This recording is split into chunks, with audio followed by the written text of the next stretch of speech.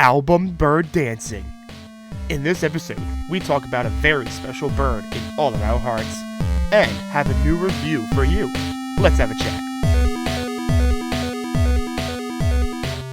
Welcome back to Game Chat, the newest podcast where we talk gaming and music-related topics. What's going on, Matt? Not much. How's it been? It's been pretty good. First things first, you guys might realize there's some differences with both probably audio and possibly, well, maybe audio, most definitely camera. My camera's in a different spot. Matt's camera is on a different device for now. Hopefully we can solve... nothing I use works. Yeah, hopefully we can solve these solutions quick. We'll fix it. Can you hear me now? Yes. Cool. Alright, so this episode we are going to do another game review. We have not done that in a while. We also have a question from Matthew and a quick segment of patch notes. Getting right into it, let's deal with the question. Go ahead, Matt. So what do you think is the greatest either album or song ever? Not your favorite, but what you think is the greatest. So, I'm going to go with song. Yes, this is one of my favorite songs also. I just feel like the instrumental and the lyrics are really good. Before I say it, I am a country guy, so this is why this is a country song. But it is The Devil Went Down to Georgia. Ooh, that's a good one. I absolutely love that song. My first ever concert when I was younger, I was probably like 8 or 9, I think, and we went to a Zac Brown band concert, and one of the songs was Devil Went Down to Georgia, and obviously that's not the original, R.I.P. Charlie Daniels, but even they did an awesome job, and I just absolutely love that song. I love the fiddle, solo. I think it's awesome, and it has a cool story, I think. Okay. I'm gonna go album, and I'm gonna say probably Dark Side of the Moon by Pink Floyd is the best album ever. I've been listening to it for forever, but this past month, it's had such a grip on me. Sometimes it's the only thing I listen to, and I'll front to back it twice. I'm actually doing the Matt Music Monday coming out this Monday is gonna be on that one. Oh, check it out. Because I'm getting back into doing them. That's on the UV Sound, right? Yeah, either the Instagram or the YouTube. Check it Probably out. better if you watch on YouTube. Check it out, YouTube or Instagram at the UV Sound. I'm thinking of just not doing them on Instagram at all and just having them YouTube. Yeah, I mean, now if it's the only thing on our Instagram. If it's something quick though, they're not long. You know what I mean? Not that it's long, it's just that now if you look at our Instagram page, the last 10 things are only Matt Music Mondays, and we're not posting enough to. So another thing you might want to do, I'm gonna start doing it for this to grow a little bit more. TikTok. We were for clips. a little while, and just none of us had the desire, I guess, to work, because TikTok videos take a little while to actually edit thoroughly. Yeah, you're right. It took, even the few I have of my live stream on Twitch, took a decent amount of time to get it that same style, so it was even and consistent the entire time. But right. I think that is the best way. I'm gonna start doing that with the podcast, so we'll see if we grow. I think now you can also just edit it with software on your computer and just so that's what's good. I can use Filmora and edit it, and there is a TikTok option. So I edit it. It immediately shrinks the screen down, so you don't have to edit anything really dramatically, and it does it in the ratio, which is cool. The only thing I didn't like about editing on TikTok was getting the words time synced. Yes, that's annoying. Because there's on mobile, it's so annoying trying to click and drag. Yeah. All right. Well, that is the question. Woo. Let us know what your guys' favorite. Well, not favorite. All time.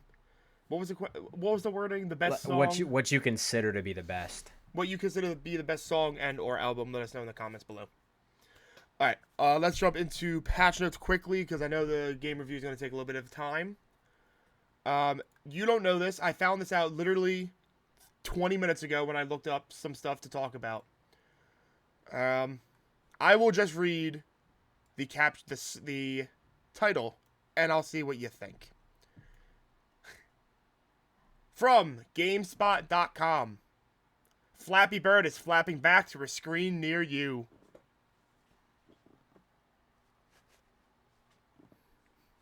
That's awesome.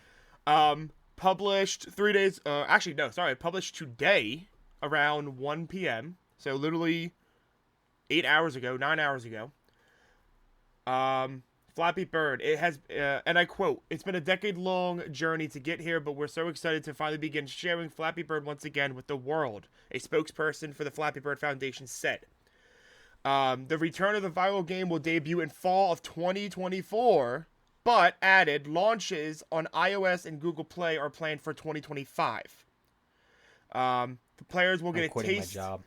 The players will get a taste of the game sometime near the end of 2024 before the game officially launches on browsers and mobile devices in 2025. Quote, Flappy Bird will return to a variety of platforms, including web browsers and new dedicated apps planned for 2025 for iOS and Android, with other platforms to be announced. The original Flappy Bird launched in May 2013 for iOS and January 2014 for Android, but was removed from both Google Play and the App Store February 10th, 2014, after its creator, Vietnamese game developer Dong Nguyen, became overwhelmed by the popularity of the game and its addictive nature. Literally tweeted on February 8th, 2014, "I can call Flappy Bird is a success of mine, but it also ruins my simple life. Now I hate it." I feel bad for the guy. Final quote, "We are beyond excited to be bringing back Flappy Bird and delivering a fresh experience that will keep players engaged for years to come. We have big plans for our little bird." So, so Flappy Bird's coming back. That's awesome. That's all I have in patch notes, and I want to actually talk about it a little bit. So first off, incredible. Honestly, awesome. That was a big part of our middle school lives, at least, and it's cool to see. If you say Flappy Bird around anybody our age, their heads are turning and they're gonna like butt into the conversation. Dude, don't you remember when they got taken down? Phones that had it were selling for thousands of dollars just for the game. I remember my mom had a Windows phone that she used to let me play games on, and she had Flappy Birds before it got taken off. I was so hyped. Like, I'm excited. I'm excited to see what's different. Like, is it going to be the same exact game, or is it going to be updated and changed? I'm looking forward to it, though. I never thought I'd be excited for a phone game. Literally one that you just tap your like it's as simple as Cookie Clicker. I'm literally playing Cookie Clicker too now. Yep. It's for my class. I need to play it. Anyway, that is patch notes. Moving on into the main segment of the episode, game review. Today we are reviewing a game, or I guess we can call it games, because there is technically a linear path. Well, we'll focus on the first one. We'll focus on the main one, which is called Unboxing the Cryptic Killer. This game is on Steam. I believe it was $6. Okay, it was pretty cheap. There is $3 on mobile, I believe. Oh no, the trial one was the free one. There was a trial one, and then there was the main one. And then after that, I paid the $3. All right. So there is a free demo. Okay. It is called It's Unsolved Case. Takes about roughly an hour to complete. It is a free demo. To get you into the game and explain the game. Now, with saying it is a free demo, it is still lore and story driven. If you want to know the story and the lore, please play this game first, then buy the other one, which will continue the story. Very important. I will add, the lore in this thing isn't very important, because it doesn't really change the gameplay that much. It's just a cool extra little behind-the-scenes story that's happening while you're playing the game. Mm-hmm. So if you skip the first one, it's not going to ruin the experience for you. It definitely just makes it a little more enjoyable when you know the story going into the full games. Yeah, and we'll talk about that a little bit more when we get to the official review. But correct, you don't have to play the demo or the technically prequel of the game. You don't have to play it, but if you want to kind of understand the characters and understand the story a little bit, I would definitely recommend it. And it's free, so there's no reason to not play it. Then there is also a sequel to the game that is not out yet. It is set to launch later this year.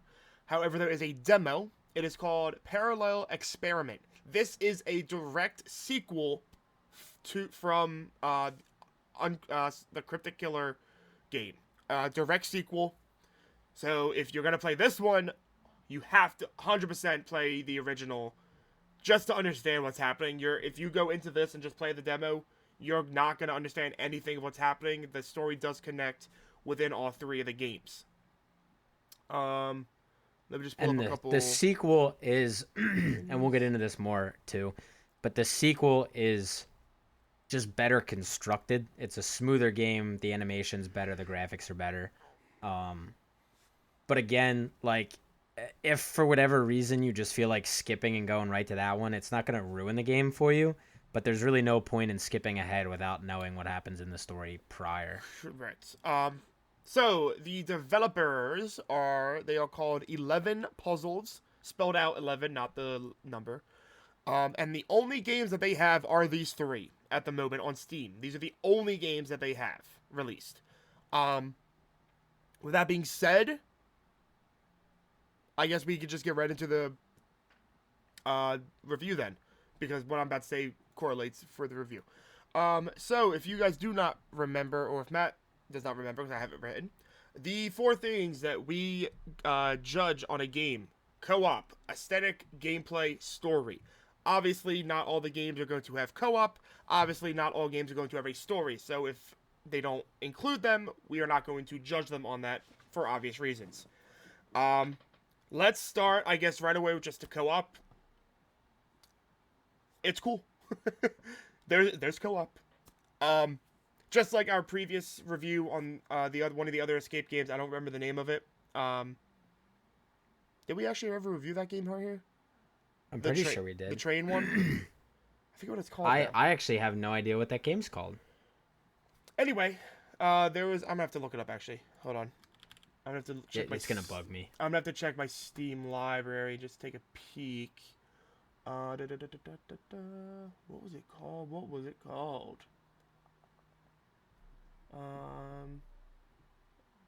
As I look, Matt, keep entertaining.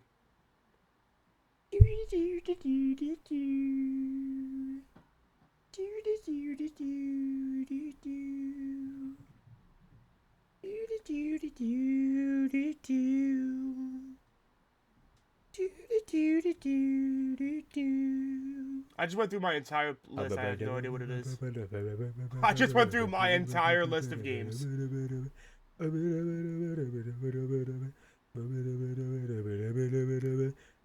Wait, you might have it on your phone. It was a phone one too. I deleted it after we stopped playing. Shit, I think I did too. If you just look up co-op crossplay puzzle game, it'll come up. Probably. I'm doing one. Because there's like 3 co-op crossplay games. Yeah, I'm doing one last look through as I scroll. I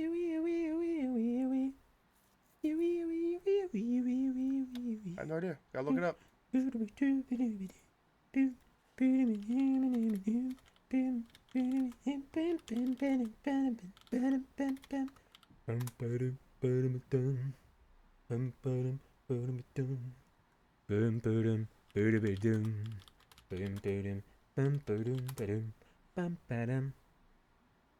Oh, wait, is that what it was called? Hold on, I think I got it. How to Escape. Yeah. Okay. I knew it. I believe we did a review on that.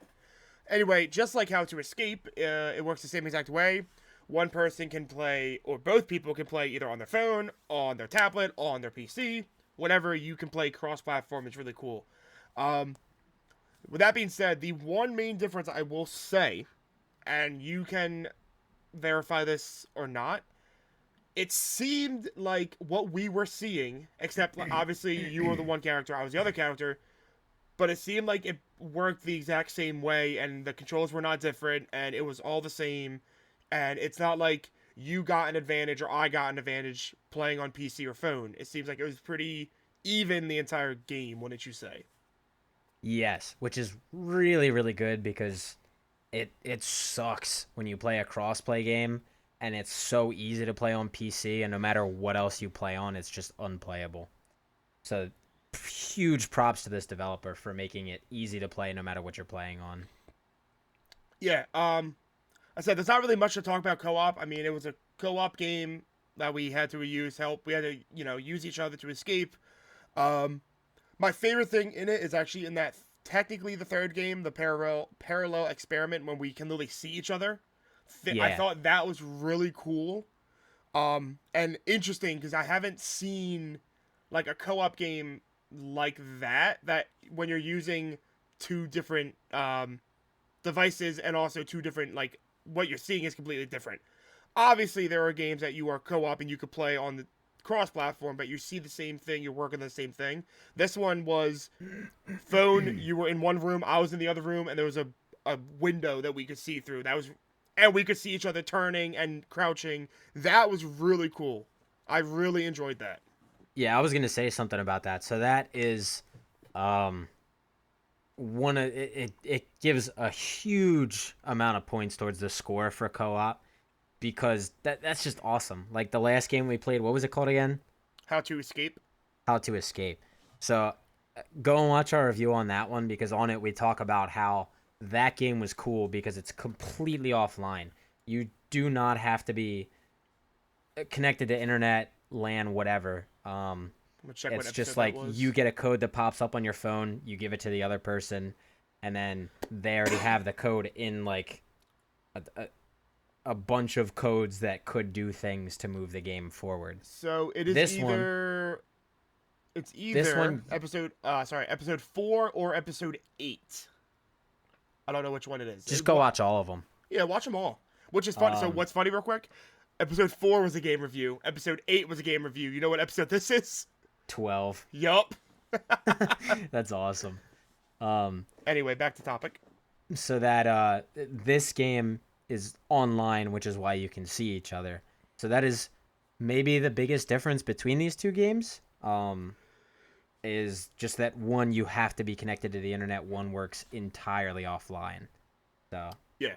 both are great games. It just kind of depends on which one is going to work better for your case. Yeah, obviously, all the games we will talk about.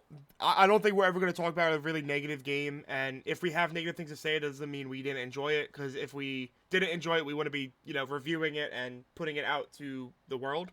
Our Dude, we thoughts. should review a game we just both hate. Oh, I have plenty. um, I would have to think about that. I have plenty of games I hate. I don't know the ones that we both would, we would have to figure that out. Next Um, week's question, what game do you hate the most? I have an easy answer. I have no answer right now. I would have to take all week to think about it. Um, that's next week's question. Oh no! Extend. No. Hold on. Oh, we might have to. Okay, we might have to jump. Whatever. We'll see what happens. Anywho, ignore that. Moving over on into. Let's do the aesthetics. I loved the art style.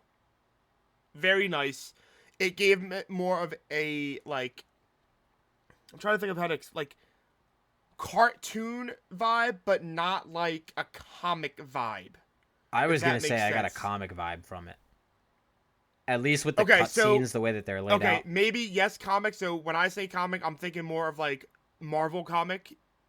So not Marvel comic, but more like everything being hand drawn. Graphic novel. Yes, yes, there we go. That is the look. That was the look. I thought it looked awesome. Oh, yeah. It was very nice. There isn't really like a aesthetic that I don't like, but I think this one really lined up very well with the story.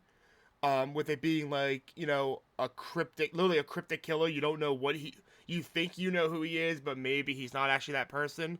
Vibe. It gives a very good like, I'm trying to think of what the word I'm looking for. Like, mysterious vibe the entire time, I guess, and the aesthetics like definitely add to that. Yeah, it feels very detective-y. Um, Yes. I One of my praises for it is when you're on mobile, you don't always have the best graphics. A lot of mobile screens are really good nowadays, but like it still just can't keep up to a solid monitor.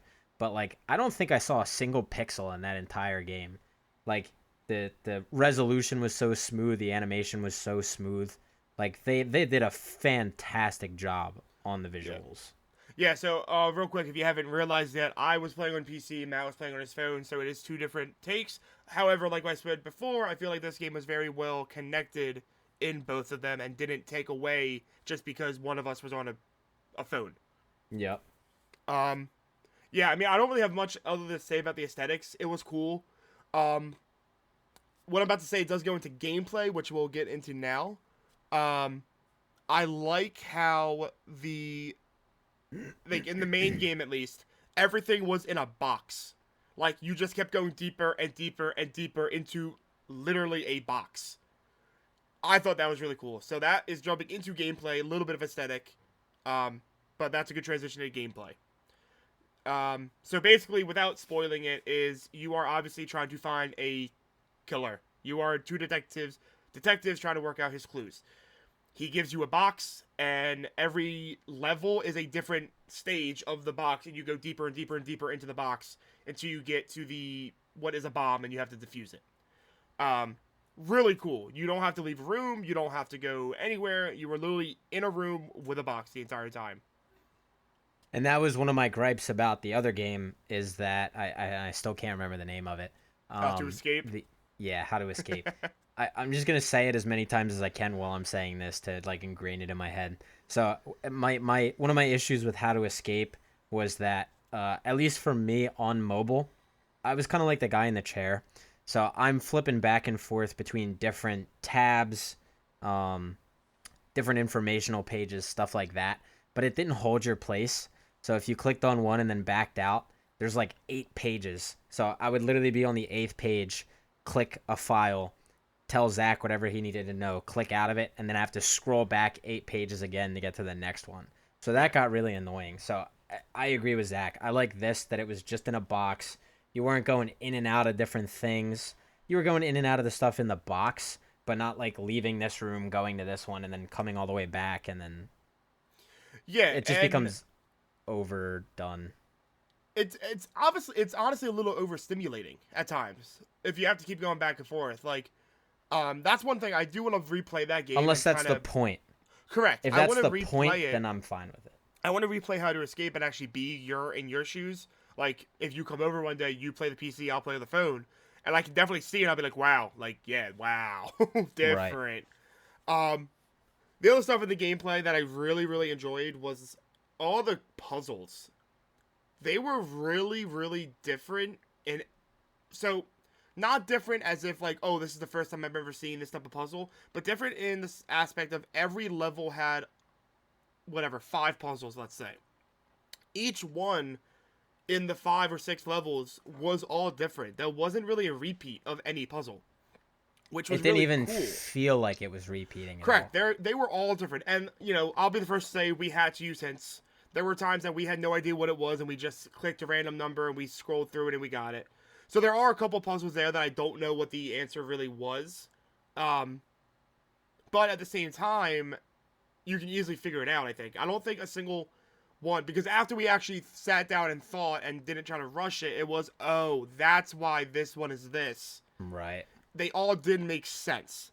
Um, the other There really was cool the one thing, that we ended up not getting. I don't remember what puzzle it was, but we played one that it was like, even after we went through all the hints, we were both like, I don't understand how it even got that.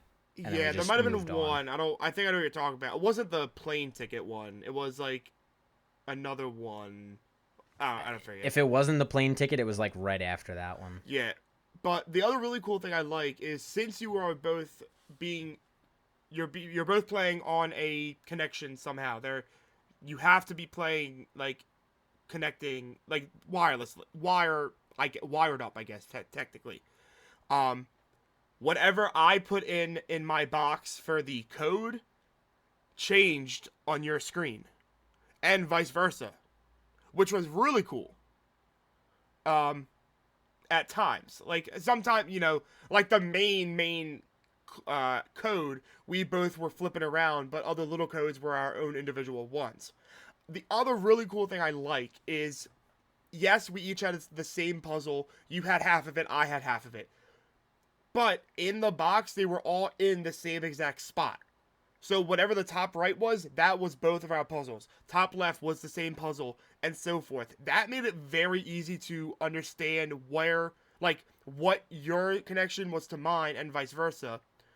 And it made it flow a lot more, like, easier, I guess. Instead of being like, oh, I have this, what do you have? Oh, well, that's over here, I have to go here. Instead of being like, all right, we're going to do the top left puzzle, let's figure it out.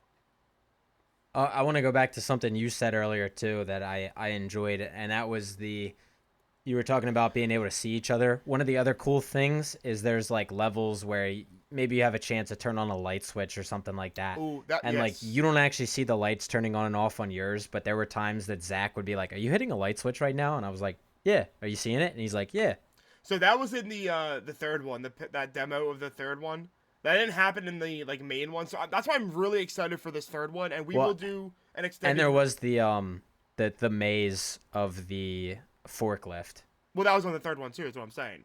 Oh, I thought that was the first one. No, so there will. Well, I technically third, second, whatever you want to call it. The parallel experiment was that one. That's why I'm really looking forward to that one, because it already seems like there's a lot more complex puzzles, and what we have to do literally helps each other. So definitely be on the lookout in a couple months for an extended review on that game. Because we'll be playing it, and we'll enjoy it, probably. Do you have anything else gameplay wise? I feel like we kind of covered. I don't think so. I think that's pretty much everything. All right. And then heading on to the story. Definitely the weaker of the two of the all. I mean, weaker of the four topics is the story. Um, yes, there, like you said earlier, there is a story. It's not that important. Um, but at the same argument, you kind of have to play the first one to understand the parallel experiment. Um, or you're not gonna understand what is happening. You're not gonna get it. You're not gonna know who you are, who is the character. So like at the same point, yes, it's not important, but it also is kind of. So I guess the best way to put it is like if you don't care about story at all when you're playing games, you can skip through it and it will not affect your gameplay. If you enjoy the Yes. story, you're gonna want to play all of them and pay attention to the story, or you won't understand. Yeah, you can definitely skip through. It's not that important. It is a cool story, I will say. I do like the story. Um, but like you said, at the same time, it's not needed. So if you're not a fan of stories and you kind of just want to play a game, this is definitely one of them. You can skip through the story. There is voice acting, which is kind of funny at times. We were making fun of it a lot. Um, but like I said, it's not important. It's a cool story. But other than just what they show you in cutscenes, there's no hidden things to find and discover. At It's least that we know of. Maybe there is a yeah, whole bunch and yeah. we just At least um we know it's only the cutscenes. and the cutscenes are very easily skippable too. You can't, as far as I know, you can't just completely skip the entire thing, but like you can tap through all the scenes. Yes, Although in the third one, the parallel experiment, I don't think you could skip in that, could you? Or I you had think to we skip the you had entire thing. you had to skip the entire thing. Okay, but in the first two games, you don't have You to could do just that. tap and read yourself. Um, yeah, like I said, the story is very There wasn't any, so I'm gonna kind of not really talk about much because there's not much to talk about. The story's basically, hey, this guy escaped and he was a killer, and you're trying to find him.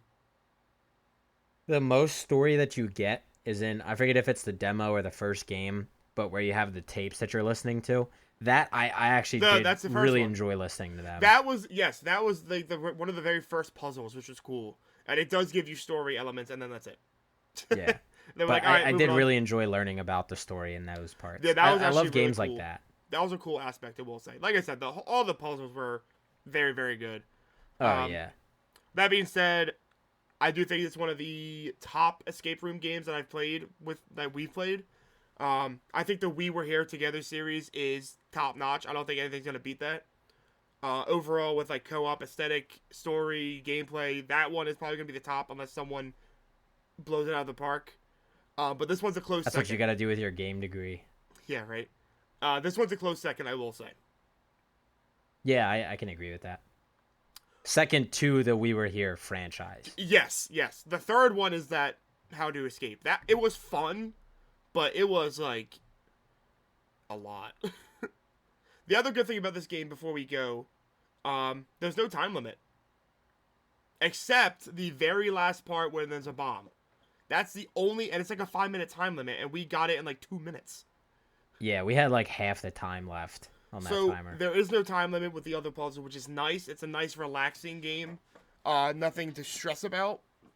And then the other game, I forget the name again, but the other game, we literally like there were a couple puzzles that we got down to like 3 seconds, and we just had to stop and like breathe for a second because we were so stressed about it. Like, what just happened? So I tend to like the timers. It just makes the gameplay feel more immersive. I agree. But I can agree. also understand it's nice sometimes just to be able to think about the puzzle and not worry about that. Correct. So this one's a good, medium. There's no time until the very last puzzle, which is like, oh shit, here we go. And you think it's gonna be hard, and they're like, oh wait, Right. it's really, really easy. One more thing with the puzzles, not too hard, not too easy. Nice medium. I would say very nice, like way and flow of the game. My only gripe with the game is how short they are, and they are from an indie developer. But like at the same time, there comes a time where if you just don't have enough content to make like a full game, maybe you're not ready to release it yet. I agree. Other than that, the game is beautiful and I love it. Highly Just recommend. wish it was like even just half an hour longer. Highly recommend. Again, the free demo slash first game is called The Unsolved Case. The first official game that's a full length game, it's called Unboxing the Cryptic Killer.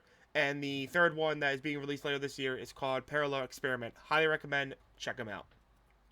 Well, there's our review. Got anything else to say before we head out? I don't think so. I don't want to give this a 9 out of 10. Oh, yes, rate it. No. I'm going to give it like an 8.7 out of 10. Yeah, I'm actually right there with you. I'm like an 8.3. I'm a big story guy. That's all. I just needed it to be longer, and I would have gotten that gotcha. 9 out of me. Well, we're getting this call ends in under a minute, so let's head out. Thank you so much for watching this episode. You're welcome. Like, subscribe, listen to Spotify, watch on YouTube. If you're seeing this on TikTok, check us out. See you next week. Peace out.